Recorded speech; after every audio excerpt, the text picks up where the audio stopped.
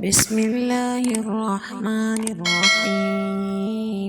وإذ قال ربك للملائكة إني جاعل في الأرض خليفة قالوا أتجعل فيها من يفسد فيها ويسفك الدماء ونحن نسبح بحمدك ونقدس لك قال إني أعلم ما لا تعلمون وعلم آدم الأسماء كلها ثم عرضهم على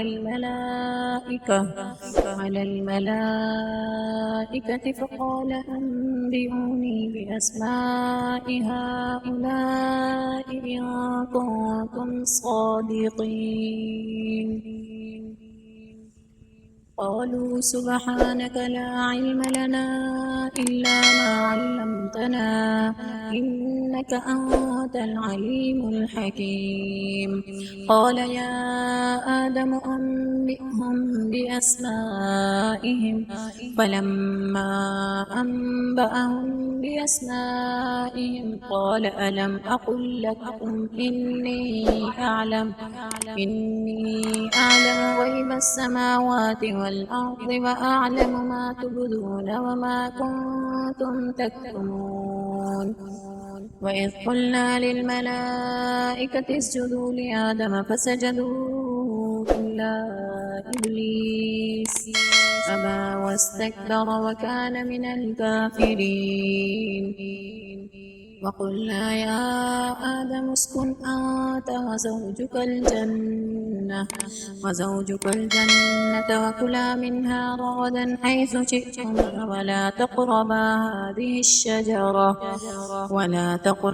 هذه الشجرة فتكونا من الظالمين.